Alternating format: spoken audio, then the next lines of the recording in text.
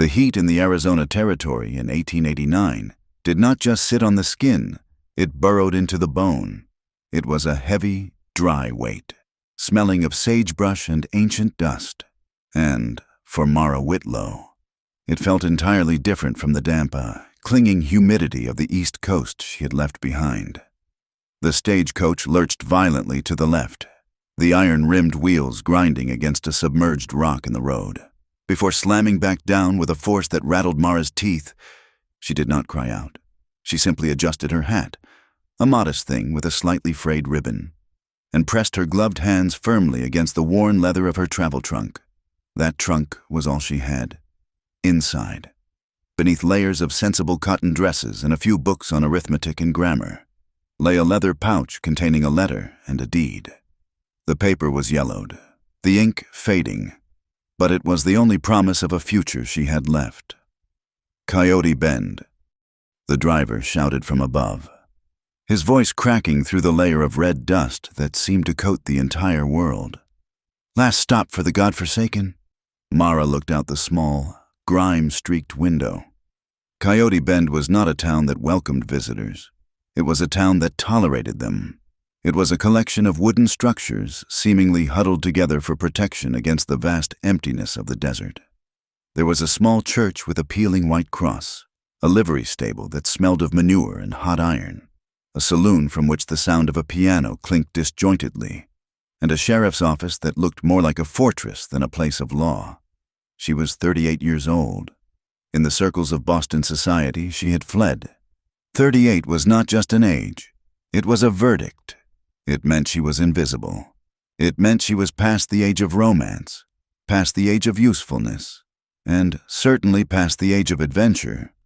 After the humiliation of her husband leaving her for a girl barely out of the schoolroom, and the subsequent financial ruin that was unjustly pinned on her own poor management rather than his gambling debts, Mara had become a ghost in her own life.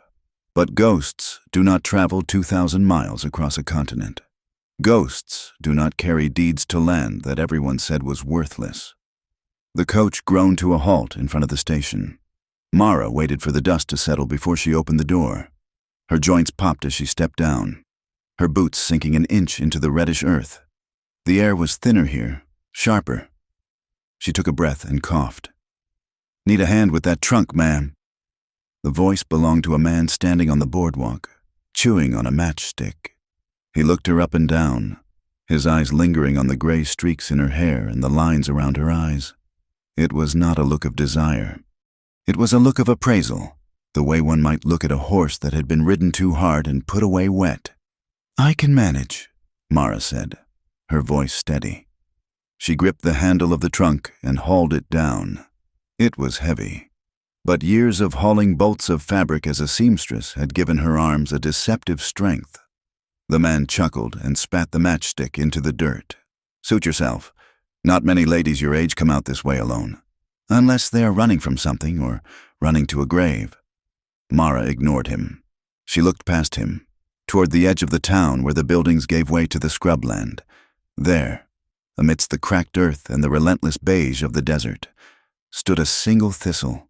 It was gnarled and thorny, ugly by the standards of a rose garden, but it had pushed a single, vibrant purple flower out into the harsh sunlight. It was stubborn. It was alive. She felt a strange kinship with that weed. "Bloom where you are planted," the cross-stitch samplers used to say, or perhaps, "just refuse to die." She dragged her trunk toward the boardwalk. Her destination was the post office, which doubled as the general store. She needed to verify the location of the claim described in her deed.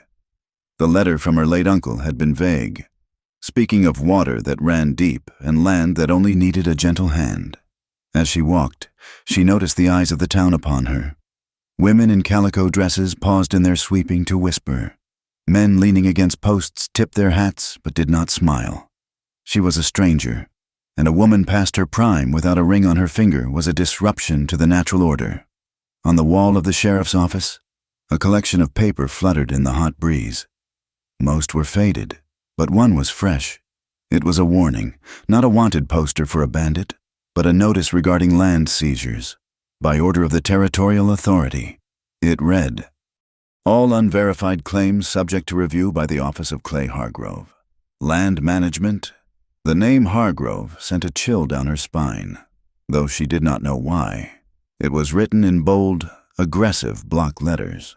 Beneath it were smaller notices of debts called in and properties auctioned.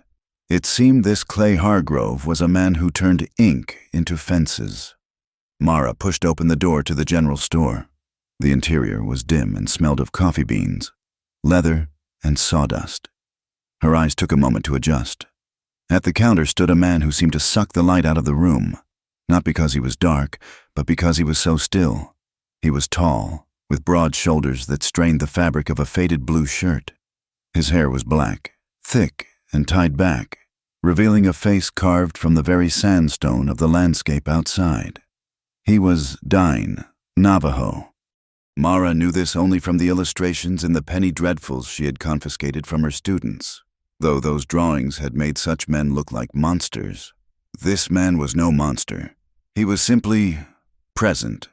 He stood with a quiet solidity that made the white storekeeper behind the counter look twitchy and nervous. Beside the man's leg, half hidden in the folds of his trousers, was a small boy. The child could not have been more than 6 years old. He had the same dark eyes as the man, but while the man's eyes were guarded, the boy's were wide with a terrified alertness. He gripped the man's pant leg with a fist so tight his knuckles were the color of fresh cream. "I told you, Yazzie," the storekeeper said, his voice loud and performative, as if he wanted the other customers to hear. "The price of flour has gone up. $2 a sack. Take it or leave it." Mara knew the price of flour. She had seen the sign in the window. $1. The Navajo man, Eli Yazzie, did not raise his voice. He did not shift his stance. He merely looked at the storekeeper. His face was a mask, but his eyes held a depth of sorrow that startled Mara. It was a grief so old and so settled it looked like the permanent stratification of rock in a canyon wall. "The sign says $1, Eli said. His English was clear, heavily accented but precise. "Sign is for folks," the storekeeper sneered. "Not for drifters. Supply and demand. You people should understand that." The air in the store grew thick. 2 other men at the back stopped their conversation to watch. This was the theater of the frontier, Mara realized. The strong pressing down on the different. Eli looked down at the boy. The child looked up, his face dirty and streaked with dried sweat. The man's hand moved, large and calloused, and rested gently on the boy's head. It was a protective gesture, tender and heartbreakingly sad. $1.50, Eli offered. It was a compromise that stripped him of dignity, but fed his son.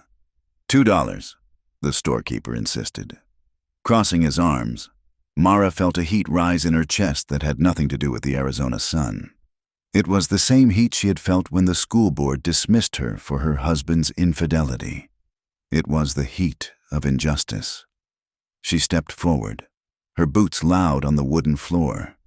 She placed her reticule on the counter with a sharp thud.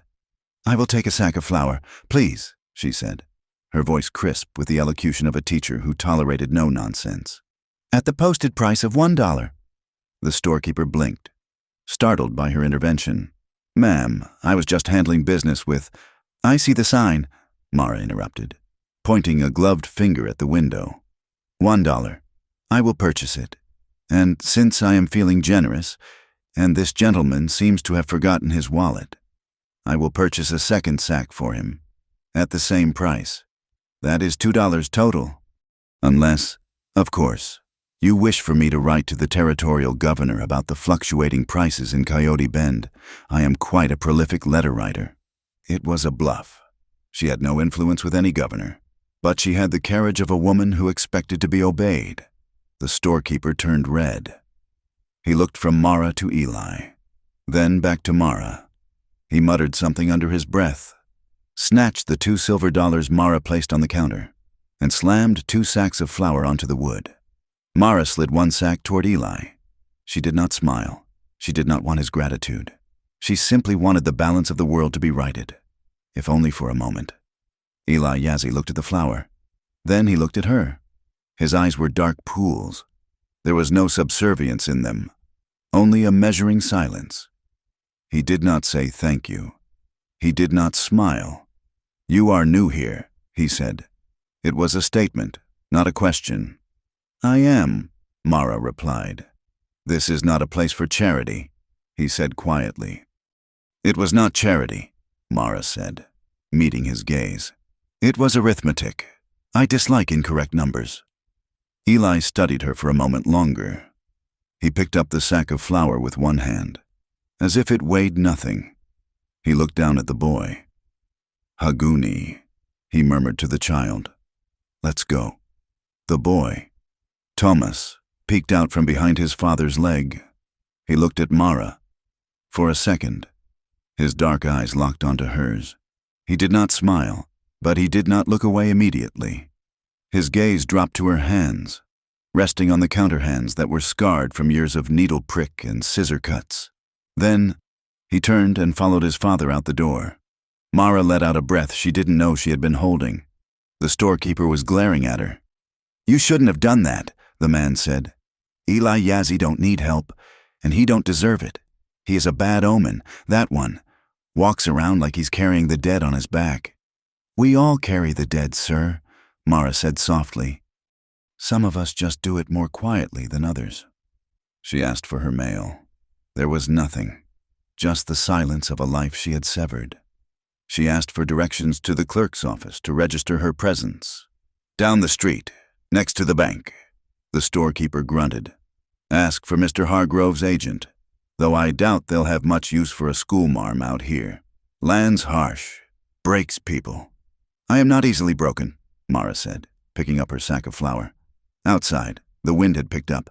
It was not the hot wind of earlier, but a gust carrying a distinct, sharp scent, creosote, ozone, the smell of rain falling on distant, hot stone. Eli Yazzie stood by his wagon, tightening the cinch on his mule. The wagon was old but meticulously cared for. The wood oiled, the wheels aligned. Thomas was already sitting in the back, huddled under a rough wool blanket despite the heat. Eli felt the wind change.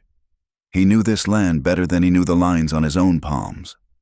He knew that the smell of rain meant a storm was building over the mesas to the north. Flash floods would cut through the dry washes. The roads would turn to glue. He felt the old ache in his chest, the one that never truly went away. It had been 3 years since his wife, Nita, had died of the fever. 3 years of silence. The Navajo way was to not speak the names of the dead, to let them move on to the next world so they would not haunt the living. But Eli could not let go. Her memory was like sand stuck between his teeth, gritty, constant, impossible to spit out. He looked back at the general store. The white woman was coming out. She was struggling slightly with the flour sack in her trunk, but she refused to drag them. She carried them. He had seen many white women come to the territory. They were usually soft, complaining of the dust, fainting from the heat. This one was different. She was older. Yes, her face had the map of her years drawn upon it, but she stood straight. When she had spoken to the storekeeper, her voice had not trembled. "Papa!" Thomas whispered from the wagon. Eli turned to his son. "Yes, Shiaji. The lady. She smells like lavender. And paper." Eli nodded. "She does. Is she staying?" "I do not know," Eli said. He swung himself up onto the wagon seat. "But the desert has a way of deciding that for us." He flicked the reins. The mules stepped forward.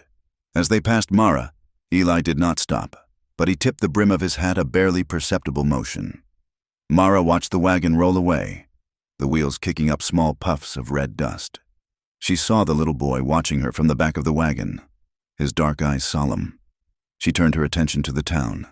She had to find a place to sleep, and she had to find out if the piece of paper in her trunk was worth the 2,000 miles she had traveled. She walked toward the building marked Land Office. A man was nailing a new poster to the wall outside. He was well dressed, too clean for this town, wearing a vest that strained against a paunch. "Afternoon," he said, stepping back to admire his work. Mara looked at the poster. It was a map of the valley. Large sections of it were hatched out in black ink, labeled Hargrove Ranching Consortium. "I am looking to verify a deed," Mara said, setting her trunk down. "For the Whitlow claim, near the Arroyo Seco." The man froze.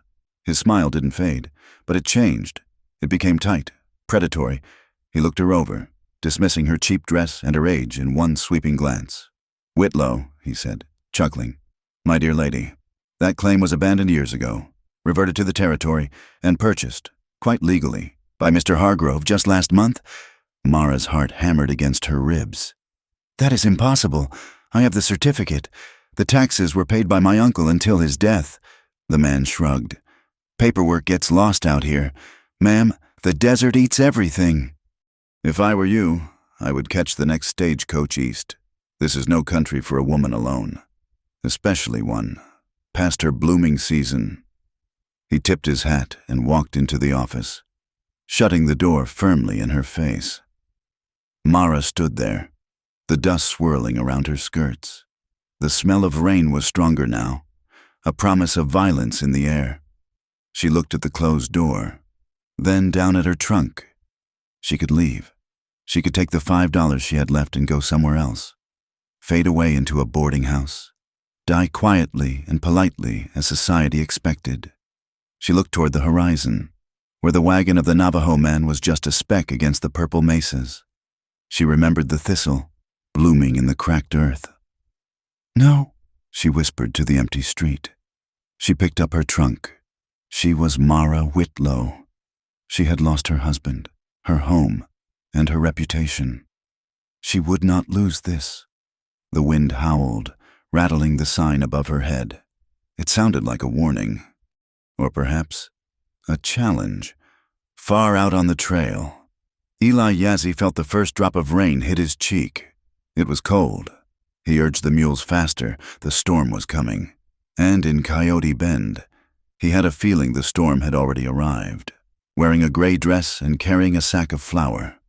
The morning sun was a white-hot coin pressed against the blue sky as Mara Whitlow climbed into the rented buckboard wagon.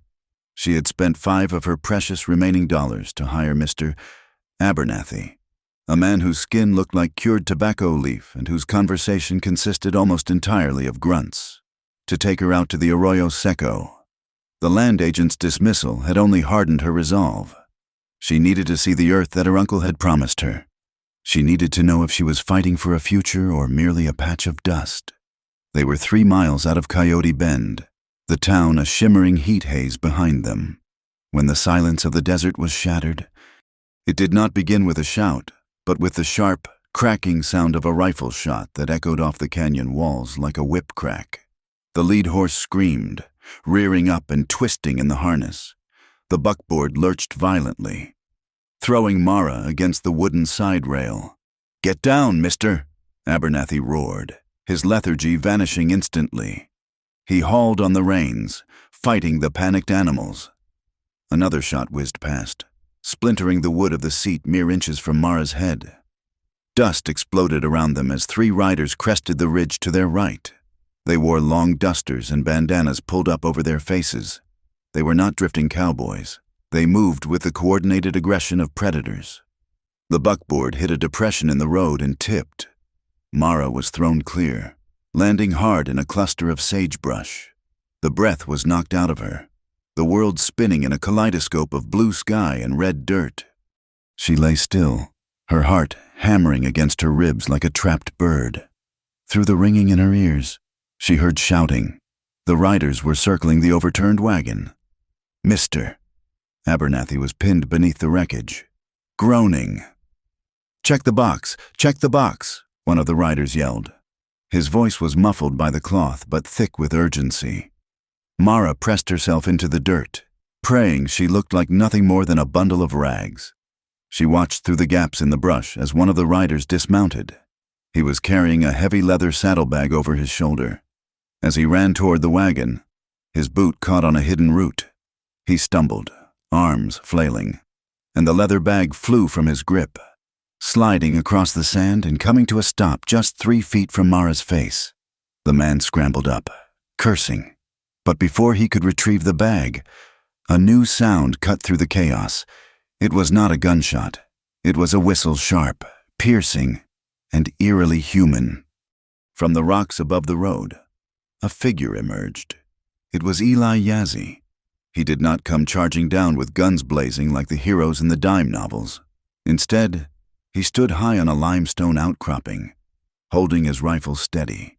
He fired a single shot, not at the men, but at the feet of the riderless horse standing nearest the bandit on the ground. The horse spooked, kicking out violently and forcing the bandit to dive for cover. "To the rocks," Eli's voice carried over the din, calm and commanding. He was looking directly at Mara. "Move!" Mara did not hesitate. Instinct took over. She grabbed the leather bag lying in front of her. Why? She could not say. Perhaps simply because it was there and it seemed important to the men trying to kill them, and scrambled on her hands and knees toward the cluster of boulders Eli had indicated. She dragged herself into the narrow fissure of rock just as bullets began to chip away at the stone entrance. A moment later, Eli was there. He had moved down the cliff face with the fluid grace of a mountain cat, sliding into the crevice beside her. He smelled of pine pitch and sweat. He did not look at her. He was watching the road, his rifle resting easy in his hands. He fired again, a calculated shot that took the hat off one of the riders. It was a warning, not a kill shot. It said, "I can hit you, but I am choosing to make you leave. Stay low," he murmured. "They are not looking for a fight. They are looking for something else." The bandits seemingly realized they had lost the element of surprise and were now facing an entrenched marksman, signaled a retreat. With yips and curses, they wheeled their horses around and galloped back toward the ridge, disappearing into the heat shimmer. Only when the sound of hooves had faded completely did Eli lower his rifle. He looked at Mara. His gaze dropped to the leather bag she was clutching to her chest, then back to her face. "Are you hurt? I do not think so," Mara said, her voice trembling slightly. She looked down at her dress, torn at the shoulder and stained with red dust. "Mr. Abernathy, he is under the wagon." Eli nodded. He moved out of the cover, signaling for her to wait. Mara watched him work. He did not rush. He checked the horizon first, then approached the overturned buckboard with a strength that seemed impossible for his lean frame. He used a broken fence post as a lever to lift the heavy wagon just enough for the groaning driver to crawl out. By the time they limped back into Coyote Bend, the sun was high and cruel. "Mr." Abernathy sat on the back of Eli's mule, nursing a broken arm, while Mara and Eli walked alongside. The town did not greet them with concern. It greeted them with suspicion. A crowd gathered as they reached the sheriff's office. The sheriff, a man named Miller with a face like a bulldog and eyes that shifted too much, stepped out onto the boardwalk. Behind him stood the well-dressed clerk from the land office, and a few paces back, leaning against a post, was a man Mara had not met but instinctively recognized. He wore a suit of fine gray wool, despite the heat, and smoked a cigar with practiced elegance. Clay Hargrove. "What is this?" Sheriff Miller demanded, his hand resting on the butt of his pistol. "Ambush, Mr." Abernathy spat, sliding off the mule. 3 miles out? Damn near killed us." The sheriff's eyes did not go to the injured man. They went straight to Eli. "And I suppose the Indian just happened to be there." "He saved our lives," Mara said, stepping forward. Her voice was hoarse from the dust, but it carried the steel of the schoolroom. "Or maybe he led you into it." A voice from the crowd shouted. "Everyone knows his people know those trails better than anyone. Convenient he was there to play the hero." The murmur of the crowd grew ugly. It was the sound of fear looking for a target, and Eli was the easiest target in sight. He stood apart from them, his face impassive, holding the reins of his mule. He did not defend himself. He knew. Mara realized that his words would hold no weight here. "Sheriff," the man in the gray suit, Hargrove, spoke up. His voice was smooth, like oil pouring over gravel. "It does seem suspicious. We have had no trouble on that road for months. And suddenly, when a stranger and Local are together. There is violence. I am telling you, Mara said, her voice rising. Men with masks attacked us. Mr. Yazzie was on the ridge. He fired at them. He brought us to safety. Did you see who the men were? Sheriff Miller asked, narrowing his eyes at Mara. They were masked, so they could have been anyone. Could have been friends of his. Miller gestured to Eli. Setting up a robbery that went wrong. Mara felt a flush of anger so hot it made her dizzy. She looked at Eli. He was looking at the horizon, enduring this humiliation with a stoic silence that broke her heart. She gripped the leather bag she had hidden under the folds of her shawl. She could produce it. She could say, "Look, one of them dropped this." But a voice in her head, a sharp instinct honed by years of navigating a society that wanted her to fail, told her to stop. If she showed the bag now, in front of Hargrove, in front of a sheriff who clearly took his orders from the man in the gray suit, whatever was inside it would disappear. Mr. Yazzie is innocent, Mara said firmly. I will sign a statement to that effect. He did not signal them. He fired upon them. If he were working with them, why would he save the witness?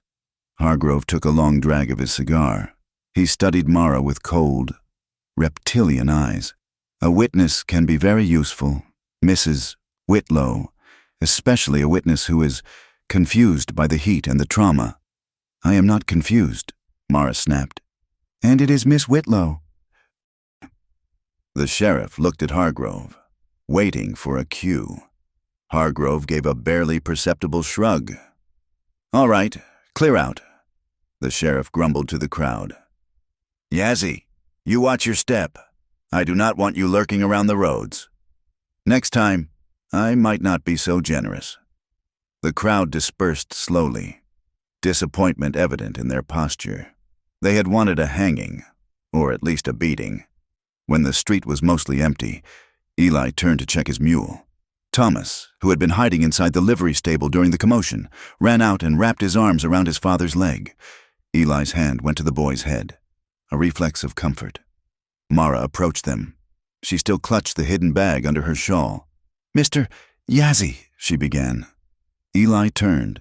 His eyes were shadowed by the brim of his hat. You should go to the doctor.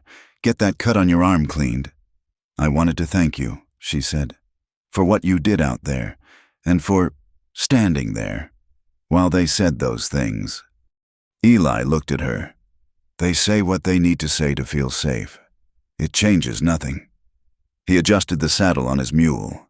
He did not ask for a reward. He did not ask for her good opinion. Why were you there? Mara asked softly. I was looking for stray cattle, he said. Then he paused, his dark eyes locking onto hers. This town, it is like a dry riverbed. It looks safe, but when the water comes, it comes fast, and it drowns everything. I am not afraid of water, Mara said, though her knees were still shaking. Maybe you should be, Eli said. He leaned in slightly, his voice dropping so only she could hear. How long do you plan to stay here, Miss Whitlow? The question did not sound like polite conversation. It sounded like a warning. It sounded like he was giving her a chance to run. As long as it takes, she replied. Eli nodded. Once. He looked down at Tomas. The boy was staring at Mara. His eyes were wide, taking in her dusty dress, her messy hair. He looked at her like she was a strange, unpredictable animal that had wandered into their camp. Mara remembered the biscuit she had saved from her breakfast in her pocket. It was slightly crumbled, but still good. She crouched down, ignoring the ache in her hips, and held it out to the boy. Hello, Tomas, she said softly. Would you like a biscuit? The boy did not move. He did not reach for the food, but his gaze dropped from her face to her hands. He stared at her fingers, at the small calluses from the needle, the ink stain on her thumb from writing letters. He looked at her hands as if he were reading them, trying to decide if they were hands that hit or hands that held. No, Eli said gently. We must go. He lifted Thomas onto the mule. The boy looked back at Mara one last time before Eli led the animal away toward the edge of town, where the shacks gave way to the open desert. Mara stood alone on the boardwalk. Her hand was trembling as she put the biscuit back in her pocket. She hurried back to the small room she had rented at the boarding house. She locked the door and pulled the curtains, plunging the room into a dim, dusty twilight. Her heart was racing. She sat on the edge of the narrow bed and pulled the leather bag from under her shawl. It was heavy, made of high-quality saddle leather, with shaking fingers. She undid the brass buckle. Inside, there was no gold, no money. There was a heavy iron stamp, a seal used for official documents, and a stack of papers. Mara pulled out the stamp first. It was cold and heavy in her palm. She pressed it into the soft wood of the bedside table to see the impression it left. Territorial Land Office. Official seal. She frowned. Why would a bandit have an official government seal? She reached for the papers. They were land transfer deeds. She flipped through them. Transfer of ownership. Grazing rights. Water access. Her breath hitched. She reached into her own trunk, pulling out the envelope she had carried all the way from Boston. She took out her uncle's deed, the one the man at the land office had claimed was invalid. She laid the two documents side by side on the quilt. She picked up the deed from the bandit's bag. It was a transfer of ownership for the Whitlow claim to the Hargrove Consortium. It was dated 3 months ago. She looked at the signature at the bottom. Jeremiah Whitlow. Mara's hand flew to her mouth. Her uncle Jeremiah had been dead for 6 months. He could not have signed this. She looked closer at the seal on the fake deed. It was crisp, black ink. She looked at the seal on her own. Legitimate deed. It was identical. Then she looked at the heavy iron stamp sitting on her nightstand. The bandits were not robbing the stagecoach for money.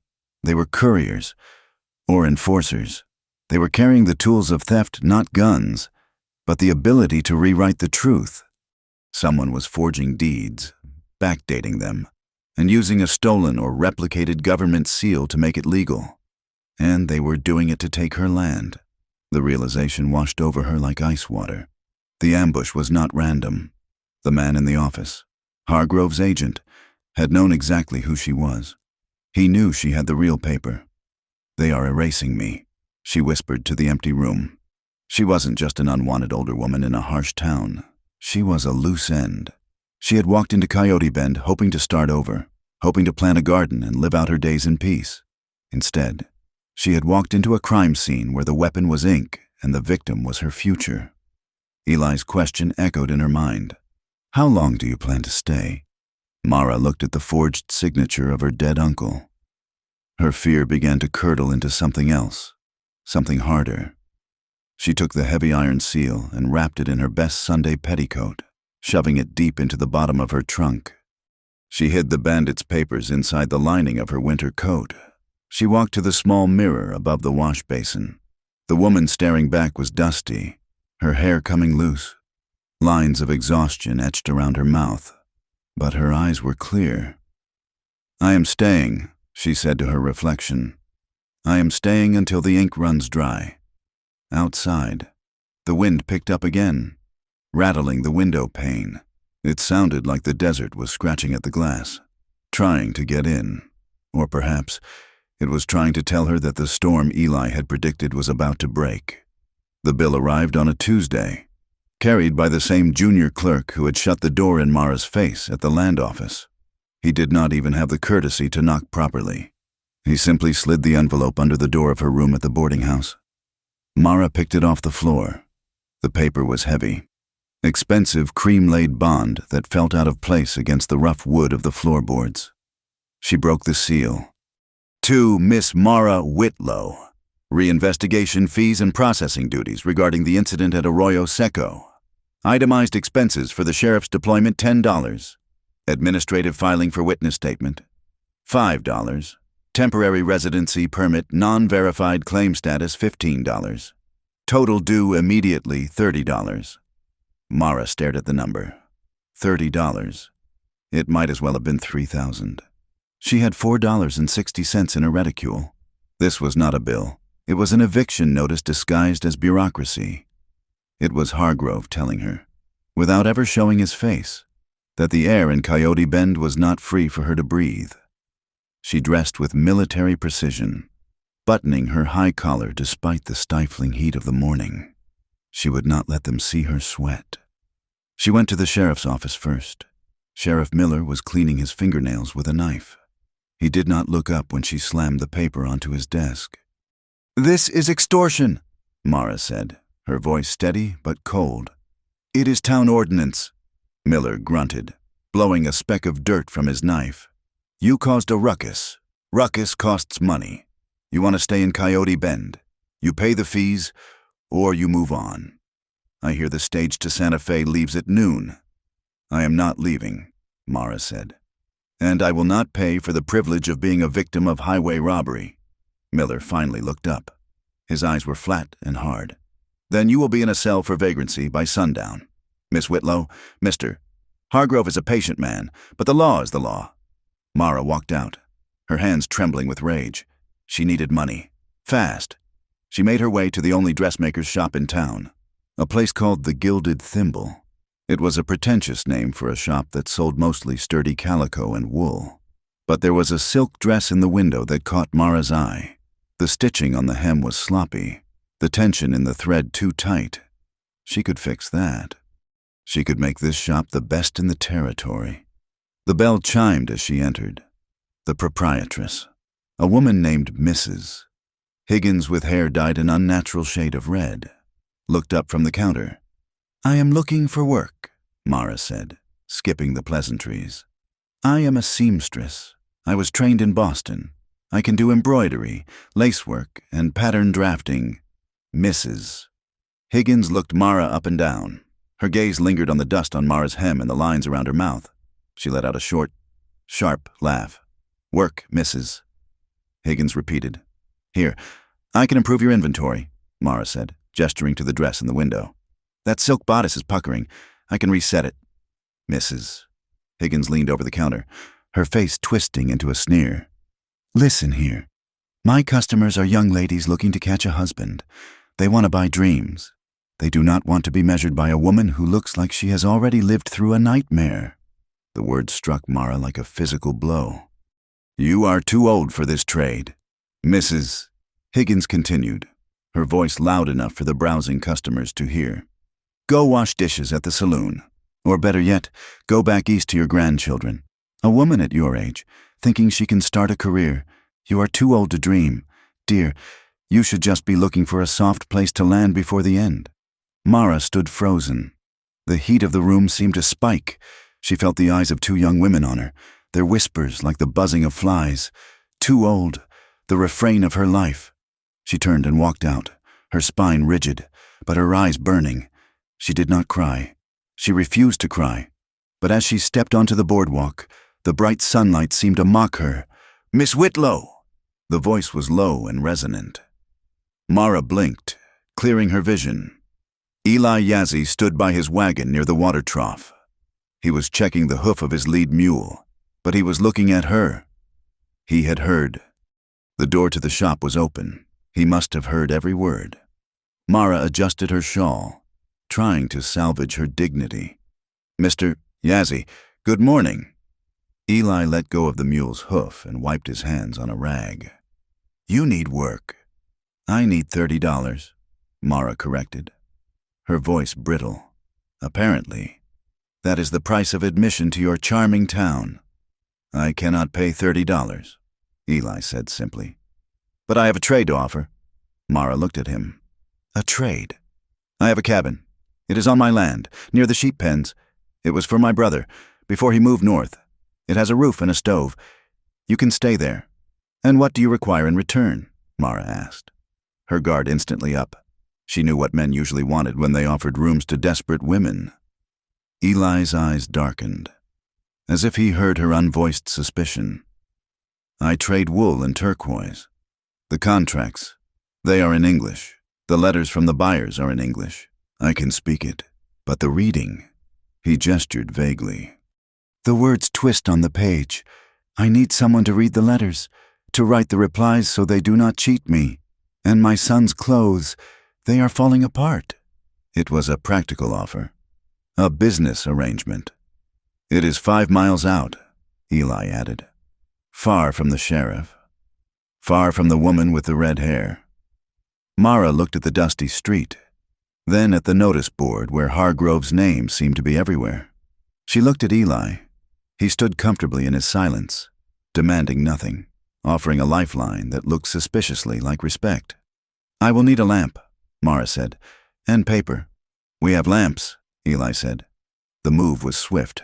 Mara packed her trunk and checked out of the boarding house under the suspicious glare of the clerk. When she climbed onto the seat of Eli's wagon, she felt a strange sense of release. She was leaving the town that had rejected her, heading into the unknown with a man the town despised. It felt reckless. It felt right. Eli's homestead was set against the backdrop of a red rock mesa that glowed like embers in the sunset. It was simple, a main house built of logs and adobe, a large barn, and a corral full of sheep that bleated softly in the cooling air. The cabin, he had promised, was a small structure 100 yards from the main house. It was clean, smelling of sage and cedar. "Thank you," Mara said as Eli placed her trunk inside.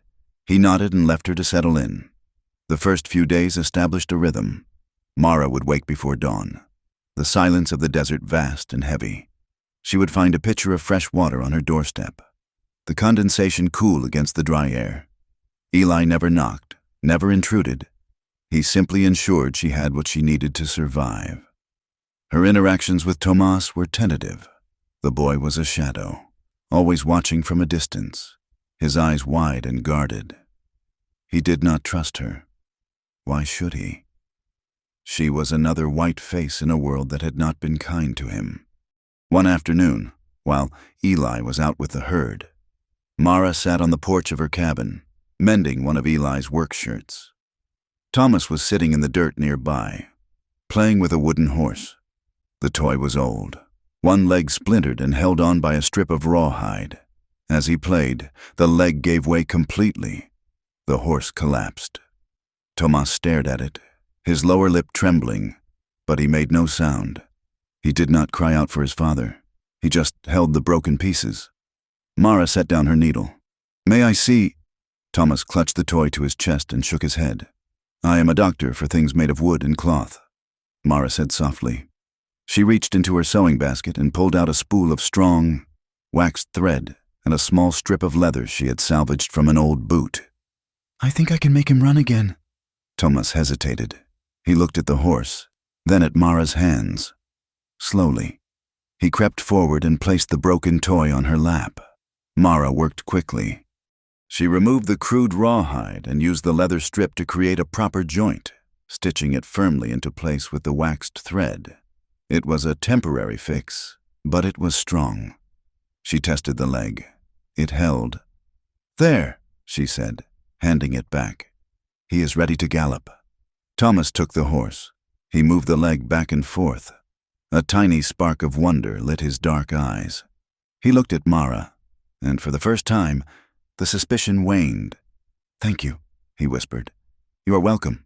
"Thomas." He didn't leave. He sat at her feet while she sewed. Mara picked up a piece of charcoal from the fire pit and a smooth piece of scrap wood. "Do you know how to write your name?" she asked. He shook his head. Mara wrote Thomas on the wood in bold block letters. "This is you, Thomas." He took the charcoal. His small hand was clumsy, but he copied the shapes. T.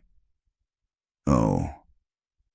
When Eli returned that evening, he found them sitting together on the porch. He stopped near the corral, watching. He saw his son showing Mara the wooden horse, and Mara nodding seriously. He saw the piece of wood with the letters. He did not say anything, but later, when he brought the evening meal, a stew of mutton and corn, he included a small jar of wild honey. He placed it on the table without a word, but the gesture spoke louder than any speech. "I see you. I appreciate you." The next day, a trader arrived. He was a man named Mr. Lister, a wool buyer from the railroad depot. He drove a buggy and wore a bowler hat that was too small for his head. Eli laid out the bales of wool. "Mr. Lister inspected them, kicking at the bundles with his boot. "Market is down. Yazzie," Lister said, pulling a contract from his pocket. "Wool is flooding in from Texas. Best I can do is 4 cents a pound." Eli stood still. The agreement last season was 6 cents. Times change, Lister shrugged. Sign here, or I take my money elsewhere. Eli looked at the paper. The words were dense, the ink blurring in the harsh sun. He looked trapped. This was the permission to exist Mara had sensed. He had the goods, he had the labor, but he did not have the language of power. Mara stepped off her porch. She walked over to the men, wiping her hands on her apron. "May I?" she asked, reaching for the paper. Lister frowned. "Who is this?" "I am Mr. Yazzy's business associate," Mara said smoothly. She took the contract and read it quickly. Her eyes narrowed. "This contract does not say 4 cents, she said, looking up at Lister. "It says 3 cents, and it includes a clause that deducts 20% for transportation fees, which is customary for the buyer to absorb." Eli's head snapped up. He looked at Lister. The trader's face went red. "It is standard boilerplate," Lister stammered. "It is theft," Mara corrected. She took a pencil from her pocket and crossed out the clause. She changed the 3 to 6. "The market report in the newspaper I read in town yesterday said wool futures are up. Mr. Lister, Texas is in a drought. Arizona wool is premium. 6 cents, no fees." She handed the paper back to him. "Or perhaps we will wait for the next buyer. I believe the cooperative in Flagstaff is paying 7. Lister glared at her. He looked at Eli, who was watching Mara with a look of intense, quiet satisfaction. "Fine," Lister spat. 6 cents, but no fees. You are bleeding me dry." "Just business," Mara said. When the trader had gone, leaving a heavy sack of coins, Eli turned to Mara. "You lied about the cooperative in Flagstaff," he said. "I did," Mara admitted. But he did not know that. A corner of Eli's mouth twitched. It was almost a smile. "You are dangerous, Miss Whitlow. I am simply educated, Mr. Yazzie." That night, the air was cool.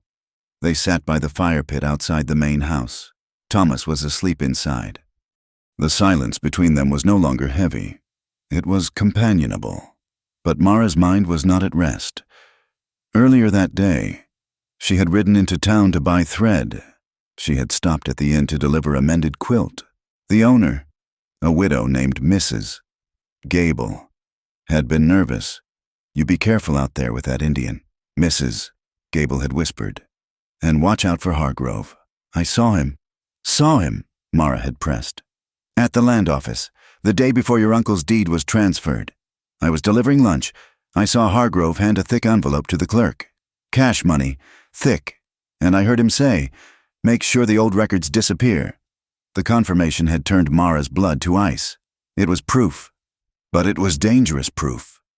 Now, looking at Eli across the fire, guilt gnawed at her.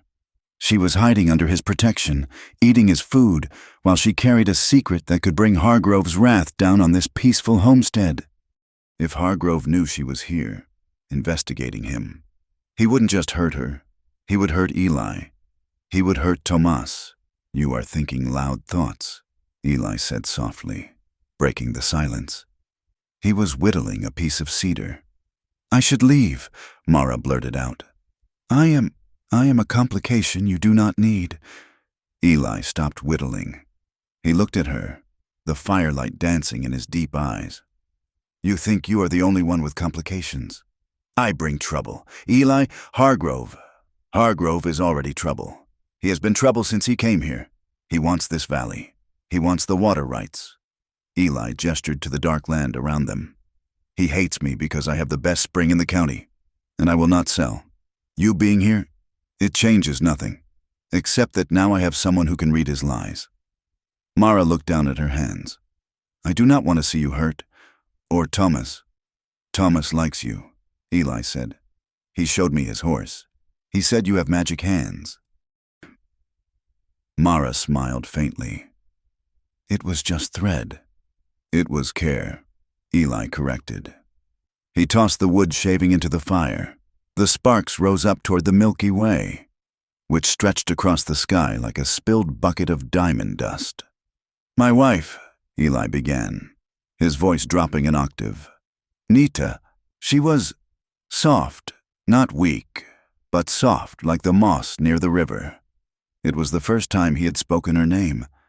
Mara held her breath, afraid to break the moment. She did not like the wind, Eli continued, staring into the flames.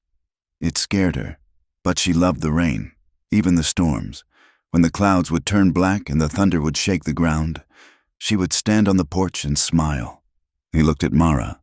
She smiled when it was about to rain, because she knew that after the storm, the grass grows. "She sounds wonderful," Mara whispered. "She was," Eli said, "but she is gone, and I am here, and the grass still needs to grow." He was telling her something profound. He was telling her that grief was not a wall, but a season.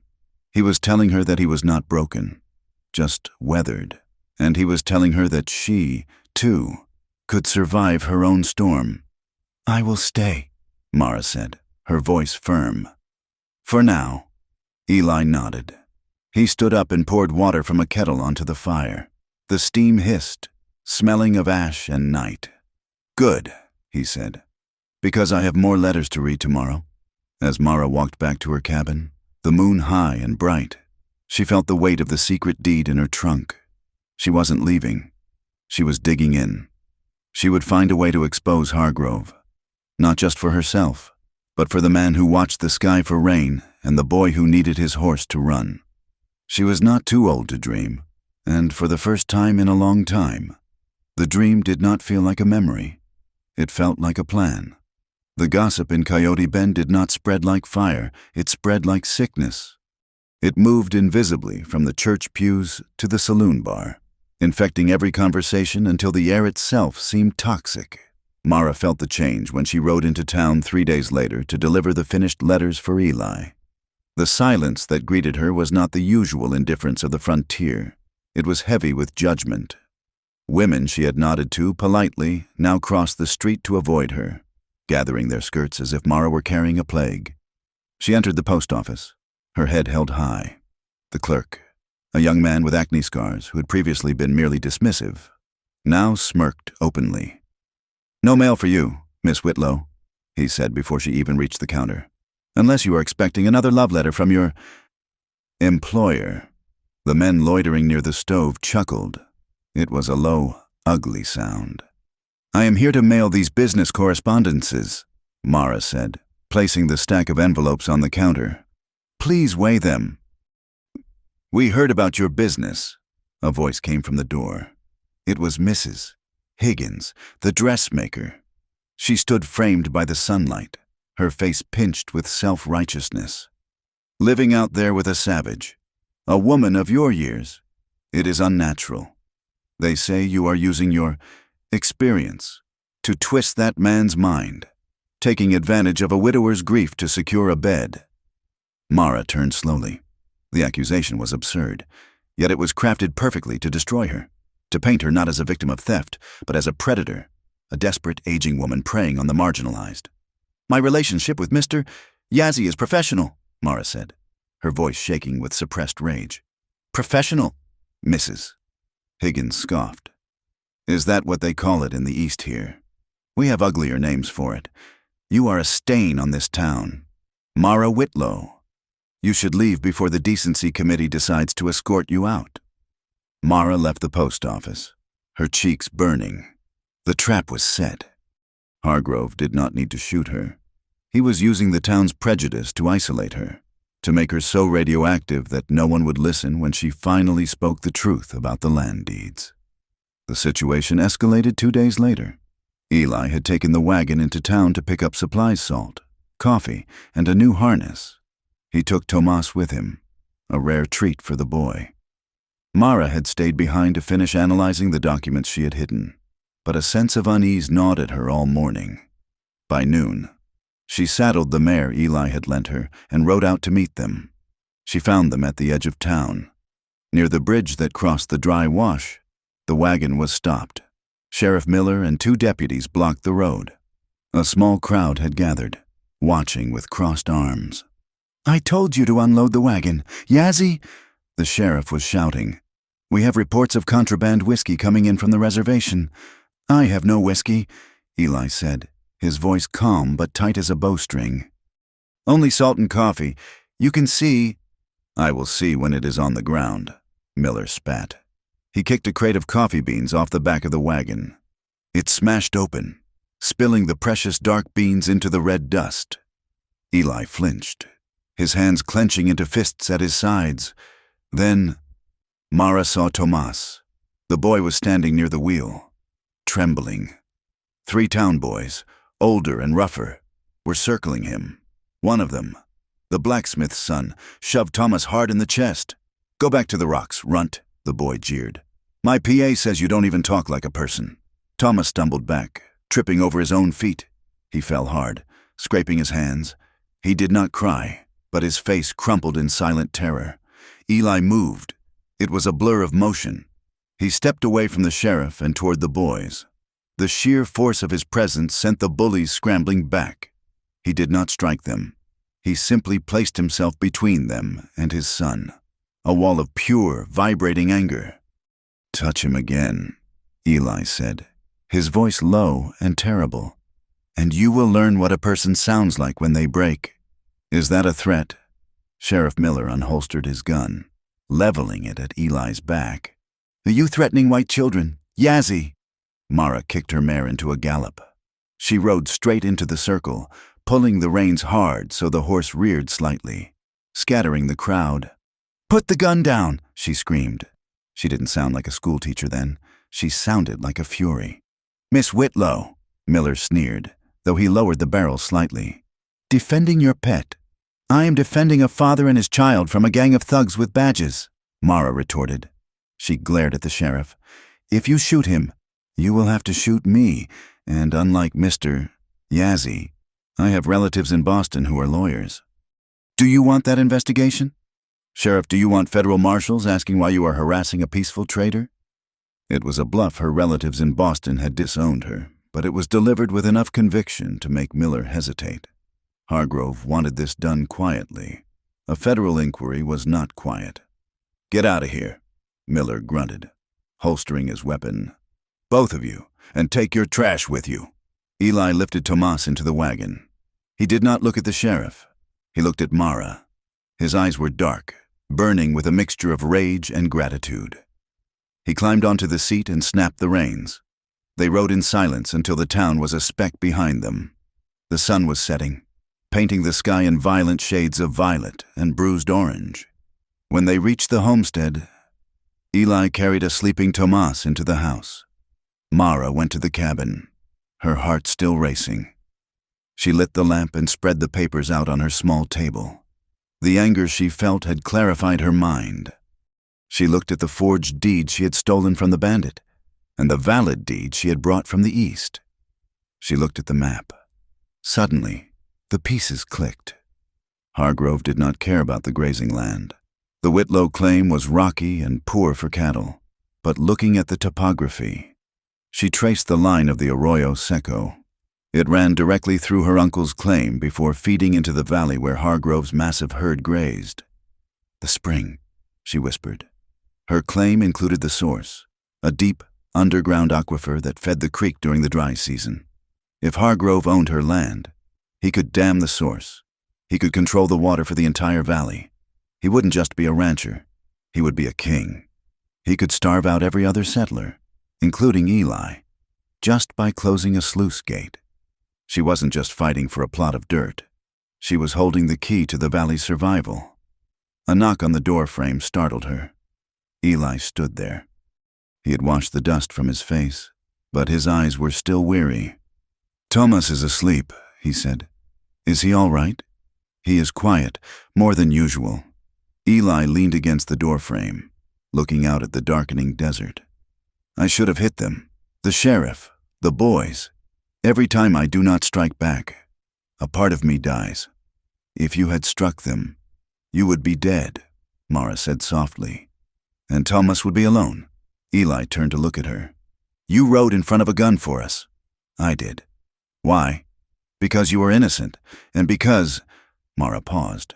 She stood up and walked to the doorway, standing next to him. The air smelled of sage and impending rain. "Because I am tired of running. Eli, I am tired of being afraid of men like that." Eli looked at her. The moonlight caught the silver streaks in her hair, turning them into a halo. He looked at the lines on her face, the evidence of her 38 years, and he did not see age. He saw resilience. "They say things about you," Eli said. "In town, because you are here." "I know what they say. They say I am too old to be desirable, so I must be desperate. They say I am too old to dream." Eli turned fully toward her.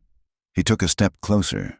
The heat radiating from him was palpable in the cool night air. "They are blind," he said. His voice was rough, like gravel shifting in a stream. "I see you, Mara. I saw you stand up in the store.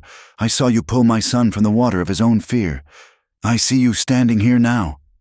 He reached out and took her hand. His palm was rough, calloused from years of rope and rain. Her hand was smaller, scarred from the needle. Two maps of different hardships, meeting in the middle. "If you want to leave," Eli said, "I will take you to the train tomorrow. But if you want—" He paused, his thumb brushing the sensitive skin of her inner wrist, sending a shiver straight to her core. "If you want, start again. Here, with me." Mara looked up at him. For years, she had been told she was finished, that her capacity for passion had expired with her youth. But standing here, with this man who carried his grief like a shield, she felt a sudden, fierce blooming in her chest. It was the thistle in the desert, pushing through the rock. "I do not want to leave," she whispered. Eli didn't ask again. He lifted his hand to cup her face. His touch was hesitant at first, giving her the space to pull away. When she leaned into his palm, he closed the distance. The kiss was not the hurried, fumbling collision of youth. It was slow. It was deep. It tasted of coffee and the wild, clean scent of the desert. It was a kiss that contained history, his loss, her humiliation, and burned them both away, leaving only the present moment. Mara let out a small sound, a sigh of release, as his other arm went around her waist, pulling her flush against him. She felt the solid strength of his chest, the heavy beat of his heart against hers. She ran her hands up his arms, feeling the muscle beneath the shirt, tracing the line of his shoulders. He backed her slowly into the cabin, away from the open door. The darkness inside was intimate, protective. "Mara," he breathed against her neck, his voice ragged. "I am here," she answered. "I am right here." They sank onto the narrow bed, the quilt rough beneath them. The world outside the sheriff, Hargrove, the debts, the shame ceased to exist. There was only the friction of skin, the desperate, affirming heat of two people who had thought they were destined to be cold forever, finally finding the fire. The lamp flickered low, casting long shadows that danced on the log walls, until the oil ran dry and the room faded into a soft, breathing darkness. The smell of smoke woke her. It was not the comforting smell of a wood stove. It was acrid, thick, and wrong. Mara sat up, gasping. Beside her, Eli was already moving. He was out of bed and pulling on his boots before his eyes were fully open, his instincts honed by a lifetime of sleeping with one ear to the ground. "Fire," he said. They burst out of the cabin. The night sky was stained a grotesque orange. The barn, the large structure where Eli stored the winter hay and the wool waiting for shipment, was engulfed in flames. "The horses!" Mara screamed. "Thomas!" Eli shouted, running not toward the barn, but toward the main house. He found Thomas standing on the porch, wrapped in a blanket, staring at the fire with wide, terrified eyes. He was safe. Eli grabbed him, hugging him fiercely for a second before turning to the crisis. "Stay here," Eli commanded. He and Mara ran to the corral. The sheep were in a panic, bleeding and crushing against the fence. The heat was intense, searing their faces. "Open the gate," Eli yelled. "Let them run to the mesa." Mara struggled with the latch, the wood hot to the touch. She kicked it open, and the white flood of wool poured out into the darkness. Eli ran toward the burning barn. The doors were barred from the outside. Someone had locked them. He grabbed a shovel and smashed the lock, heaving the doors open. Inside, the heat was a physical wall, but the stalls were empty. Eli stumbled back, coughing, his face smeared with soot. "The mules! My horse! They are gone!" "Gone?" Mara asked, wiping ash from her eyes. "Stolen," Eli said grimly. "The fire! It was a distraction." He looked at the ground. In the light of the flames, the tracks were visible. Shod horses, several of them. They had ridden in, set the fire, taken the stock, and ridden out while Eli and Mara slept. It was a message. "We can reach you. We can take everything." Mara looked at the burning barn. It represented a year's worth of income. It was devastation. But as she watched the flames, her mind went back to the map. "They did not just want the horses," she said, her voice hard. "They wanted to provoke you. They want you to ride into town with a gun. They want the sheriff to have a reason to kill you." Eli looked at her. His chest was heaving. The warrior in him wanted blood. He wanted to track them down and make them pay. "If I go after them," he said, "I play their game." "Yes," Mara said. "Hargrove expects you to react like a savage. He expects you to be violent." "Then what do we do?" Eli asked. "Let them burn us out, starve us?" "No," Mara said. She grabbed his arm, forcing him to look away from the fire. "We strike them where they do not expect it. We do not use bullets. We use the truth." She told him about the water, about the aquifer, about why Hargrove was so desperate to secure the Whitlow claim. "The territorial district meeting is in Santa Fe," Mara said. "In 3 days, if we can get there. If we can present the real deed and the proof of forgery before the commission. Hargrove's claim is void. He loses the water. He loses the valley." "Santa Fe is 2 days' ride," Eli said. "And we have no horses. We have the mules." Thomas's small voice piped up. They turned. The boy was standing by the water trough. "The mules were in the lower paddock," Thomas said. "Not the barn. The bad men did not see them." Eli let out a breath, half laugh, half sob. He ran to his son and lifted him up. "You are smarter than all of us. Shiyazi." "But the road," Mara warned. "Hargrove will have men watching the main road. He knows we might try to run." Eli looked at the burning barn, then at the dark, jagged silhouette of the mountains to the north. "We do not take the road," Eli said. "The canyons?" Mara asked. She knew the stories. The slot canyons were a maze of dead ends and flash floods. "Do you know the way through?" Eli hesitated. "I know the old ways, but the rock shifts. It has been years." "I know," Thomas said again. They looked at the 6-year-old boy. "I go there," Thomas said, pointing to the dark rift in the mountains. "To catch lizards. I know the path that goes through to the other side.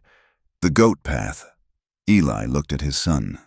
He saw the fear gone, replaced by a quiet determination. The boy who had been afraid of a storekeeper was now offering to lead them through the most dangerous terrain in the territory. "It is narrow," Eli said to Mara. "Rough, and if we get caught in a storm, we are already in a storm." "Eli," Mara said, "we might as well be the ones guiding the lightning." Eli nodded. The decision was made. "Pack the papers," he said. "We leave now, before the smoke clears," as the barn burned down to embers, casting a dying glow over the homestead. 3 figures moved silently toward the canyon. They moved not as refugees, but as a unit, a family forged in fire, heading into the dark to take back the light. The sky over the canyon did not look like a sky anymore. It looked like a bruise. Swelling with deep purples and sick greens, the air pressure had dropped so sharply that Mara could feel it popping in her ears, a physical weight pressing down on her shoulders. They were moving along the goat path Tomas had promised, a narrow ribbon of limestone that clung to the side of the canyon wall. Below them, the dry wash the Arroyo Seco was still just a bed of cracked earth and stones, but the wind howling through the narrows smelled of wet sage and ozone. "Faster!" Eli urged, his voice barely audible over the rising gale. He was leading the lead mule, while Mara rode the second one, with Tomas clinging to her waist from behind. "The water is coming!" As if the desert had heard him, the heavens opened. It was not a gentle start. It was a deluge. The rain fell in sheets so thick they obscured the path ahead, turning the dust instantly into a slick, treacherous paste. The temperature plummeted, the searing heat of the day replaced by a bone-chilling cold. Then came the sound. It started as a low rumble, like a freight train moving underground, and grew into a roar that shook the canyon walls. "Up!" Eli shouted, pulling hard on the mule's lead rope. "Get to the shelf." They scrambled up a steep incline toward a wider ledge just as the flash flood arrived. A wall of brown water, 10 feet high and churning with uprooted trees and boulders, smashed through the canyon floor where they had been walking only moments before. The sound was deafening, a chaotic symphony of crushing rock and rushing water. But the storm was not their only enemy. Through the curtain of rain, a gunshot cracked. A bullet chipped the rock face inches above Mara's head, sending stone shards flying. Mara whipped her head around. On the opposite ridge, barely visible through the downpour, were 3 riders, Hargrove's men. They had anticipated the route, or perhaps they had simply tracked the fresh mule prints before the rain washed them away. "Keep moving," Eli roared. He unslung his rifle, but he did not fire. He kept one hand on the mule, guiding it over the slick rocks, placing his body between the shooters and Mara. The path narrowed again. They had to cross a small tributary, usually dry. Now a foaming torrent feeding into the main flood below. "Hold on to me, Tomas!" Mara yelled, gripping the mule's mane. The mule stepped into the water. The current was stronger than it looked.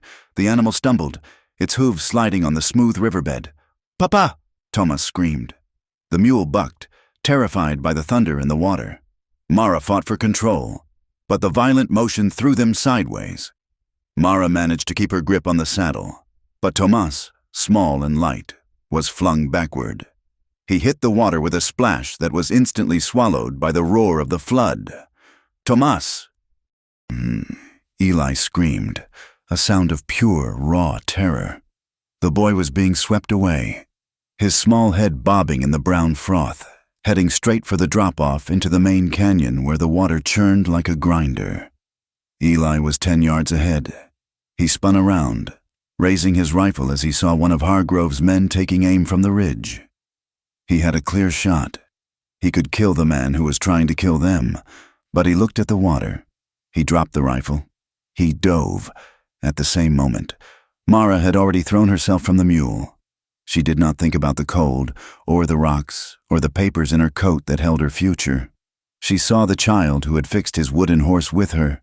She saw the son of the man she loved. She hit the water before Eli. The current grabbed her, slamming her hip against a submerged boulder, but she kicked hard, propelling herself downstream.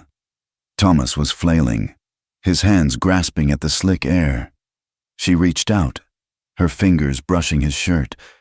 "Grab my hand!" she screamed, choking on muddy water.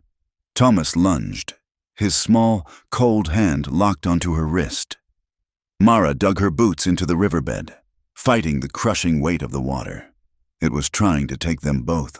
She felt her grip slipping on the muddy bottom. Then, a powerful arm wrapped around her waist. Eli. He had anchored himself against a rock, his boots wedged into a crevice. With a heave that strained every muscle in his back, he pulled them both against the current. He dragged them out of the churning water and onto the muddy bank of the ledge, gasping and coughing.